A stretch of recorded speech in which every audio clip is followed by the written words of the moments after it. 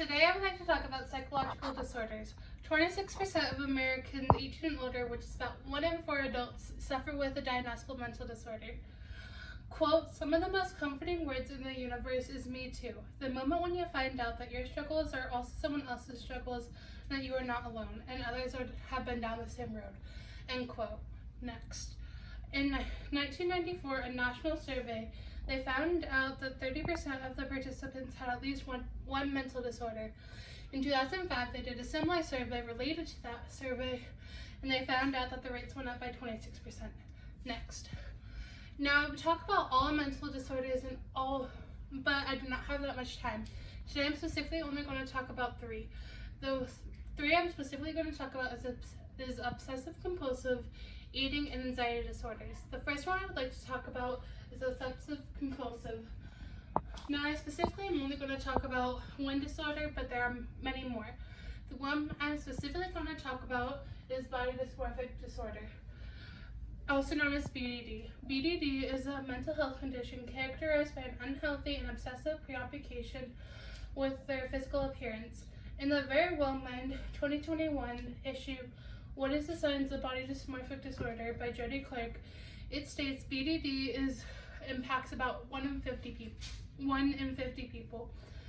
BDD is when you obsess over your body image to an unhealthy state. The most common symptoms of focus are your face, your hair, your hips, your stomach, and your thighs. BDD is commonly misdiagnosed as social anxiety, social phobia, or severe depressive disorder. Some symptoms are having clothing to cover up parts of their body that they don't feel comfortable with, obsessive grooming, and repetitively checking their appearance in the mirrors. Next. The next disorder I would like to talk about is eating disorders. Again, I'm specifically only going to talk about one. The one I'm specifically going to talk about is bulimia nervosa. Bulimia nervosa is when someone eats a lot and then because of their guilt, they purge to make them feel better. In the Mayo Clinic in May 2018, the issue bulimia nervosa, it states that 1.7 men and 4.8 females suffer with bulimia nervosa. Now, treatment is hard to find, but when you get the right treatment, it's very helpful. The treatment that's available is medication and therapy, but with bulimia nervosa, you have to have a team approach to be successful. Next. The final one I would like to talk about is anxiety disorders. The one I'm specifically going to talk about is generalized anxiety disorder, also known as GAG.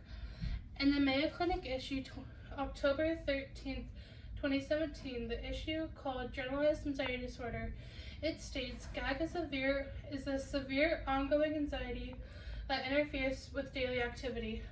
I personally struggle with GAG, and some days it's hard for me to get the work done that I need to get done.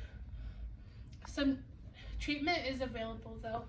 Some treatment that's available is medication and therapy, but with GAG, to get best results, you have to do both. Next. As you can see, all of these disorders have a specific and are unique. I specifically only talked about obsessive compulsive, which was body dysmorphia, eating disorders, which was bulimia nervosa, and anxiety disorders, which is generalized anxiety disorder.